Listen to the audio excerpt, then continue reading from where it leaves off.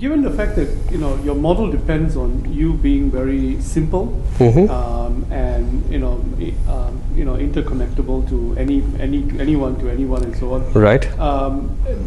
Isn't the bar to entry very low, and the temptation for especially the larger banks to create their own version of Overpay very high? They have, and we actually accept and embrace that, because at the end of the day, you have to look at SMS as a model. And SMS today is ubiquitous because there's no barrier to entry or flow. You can send an SMS to anybody, to any telco, any network in the world. And at the end of the day, you still get revenues for what you do. So I think payments is similar, is that there's no way that you'll be the provider for everyone. But for the ones that you are, you might as well maximize it. And the way to maximize it is to be open. So what's the value proposition that holds it together for you, like that generates the income? Well, the value proposition is two. I mean, we obviously get work with our partners to provide application development, professional services. But in all our engagements, we have a piece of the action, which means we share in transaction revenue. So the long-term benefit for Overpay is the fact that we have a revenue share and a stake in the business. So is a lot more critical success factor dependent on your choice of who you work with, or? It is largely, because if you look at our partners, they're all big players. FIS is one of the largest players in the US. MasterCard is a major association. SocGen is one of the largest banks in the world. And Nokia is the largest retail brand in India.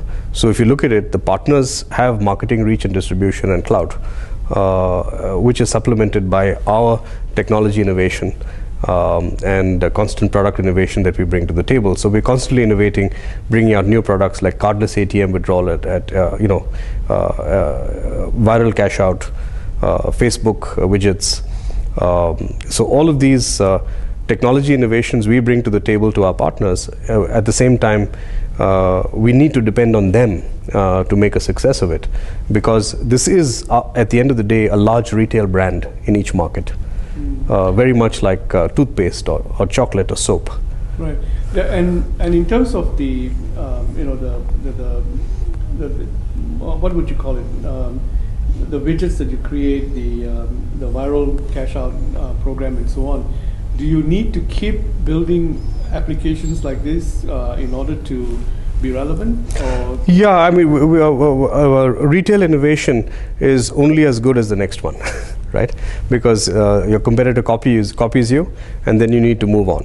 So it could today it's taking the form of pricing and promotion engines that we're building to give new pricing and promotion packages, flexible fees, flexible commissions, instant commission sharing with agents. So there's lots of innovation that you need to do to make it relevant, not just for consumers, but for the people who are pushing it to consumers. So the transaction itself is not completed on your platform. It's completed at the bank end or the.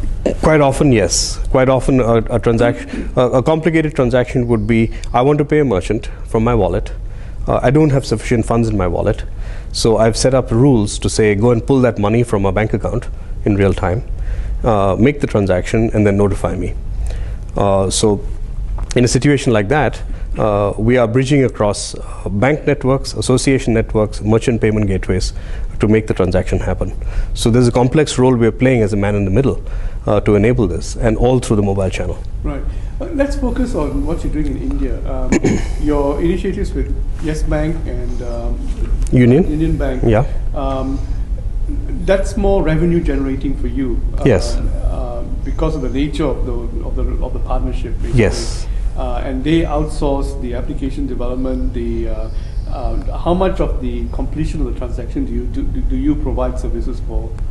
Entirely, because the entire transaction is processed, whether it's a person to person, a person to merchant.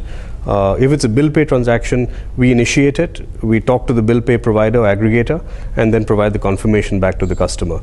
So in some sense, we build an entire ecosystem. We work with bill pay aggregators, we work with top-up aggregators, so you can top up any mobile with any network. Now, what kind of due diligence did the RBI require on you, and what kind of risk controls are in place? Okay, so the Reserve Bank today holds the banks accountable.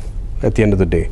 But each bank had to provide a proposal that was backed by detailed transaction flows, reporting, risk management, security, PIN encryption, and all of the audit processes that are required to run this. So today we're ISO 27000 compliant, we're PCI compliant, also audited independently by the institution. So Yes Bank, Union Bank have sent independent auditors to ensure that we conform to all of the requirements and guidelines. But when we did the proposals, we assisted both those banks with the material of the proposal, with any follow-up and due diligence that was required by the RBI, and continue to engage with them in a fairly detailed way.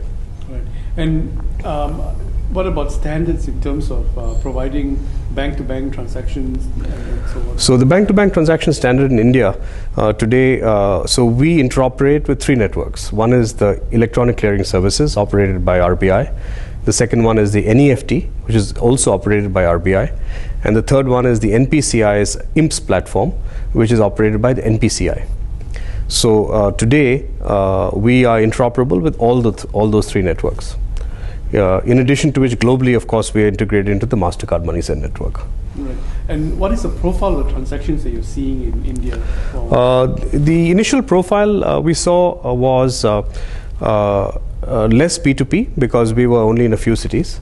But as that base is growing, that is starting to pick up because you need to have obviously presence in both sending and receiving, and India is a large country.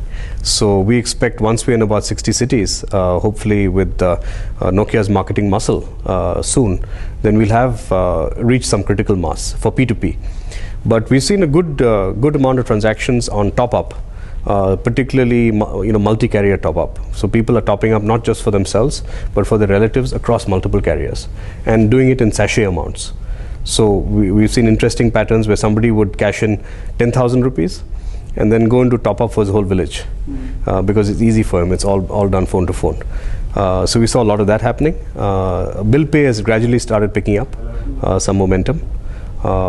Electricity, water, gas, right. etc. Right. And the bill pay transaction completion, it's like instantaneous? Yeah, we have both. So we have basically got instant bill pay, like we did with the BSNL network. So you could, when you did a postpaid bill, it actually topped up the BSNL server directly. The other kind of bill pay we have is 3 varieties. One is called entire amount, which requires if the amount is presented to you, and we do presentment. That's a neat thing about it, because we actually present you the amount on the phone. Okay. And that's like push. Yeah. Okay. Right. So rather than you initiate it, the service tells you once you register for a biller, then you confirm and you just do a yes/no confirmation, put your PIN, and you pay the entire amount. We have a variable model where, like for credit card bills, etc., you can pay up to the minimum amount. Right. So that's all configurable. And then we have an ad hoc model. So if you want to, let's say, pay a charity or donate to your favorite temple in Tirupati, you can do that. Right. And when you do you see yourself providing increased functionalities for to generate more P2P traffic by, for example, barcoding and not for P2P, but we did when we did the Pune trial, we actually marketed it to 300 merchants, small merchants, kirana shops, plumbers, self-employed people, and we found that they had a big need for it because for them it was a very convenient way to collect cash, especially where remote payments were required, so that they didn't have to run around collecting money. And typically in kirana shops you'll find that they maintain a khata, and a lot of people take goods on credit. Right. So this gives them a good collection mechanism. Right. And they work with your bank at the back end. Yeah. So in this case, either Union Bank or Yes Bank would acquire the merchant, right? As a money customer, as a money merchant, and then they get paid to the merchant account, and then of course they can move the money to their bank account as they choose. Would you describe your India business as being profitable right now? For RoboPay, yes. Yeah. Sorry, for OberPay? For RoboPay, at this point, yes. Right. Yes. What other entities there? I mean, no, in terms of the market has to mature for us to start earning some transaction revenues, etc. Right. So obviously we're at a nascent stage right now. For the transaction Yeah. revenue to kick in, but Sure. you're making money from all the value-added services. Value-added services that we're doing. the application That's right. development and so Correct. on, Correct. as a service to your Partners. institution. Yeah. In everything that you've told me, I think what remains to be discussed really or pinned down is the dynamics that's going to see how the industry evolves. Because your platform is so open and it's so replicable that the next big thing can just wipe out the model and then we move on to the next. Is that really true? Because it's taken us about 18 months to set up the ecosystem and infrastructure. So actually, I think it's a big barrier to entry. On the other hand, and the amount of money and effort and time we spend building it will make sure that perhaps only the largest players can do that. It's not something that's easily replicable because the time effort of setting up the infrastructure, the connectors, the bank, the audit, etc. The ecosystem development. Although the functionality itself is very simple. The functionality today will predominate around person-to-person, person-to-merchant, bill pay, top-up, and these are the use cases that will proliferate. At some point, connecting it to international remittance might be an ideal thing to do, as the RBI, in their wisdom, decides to deregulate that. Yeah. Thank you very much Sure. for spending time with us. Yeah, cheers. Sure.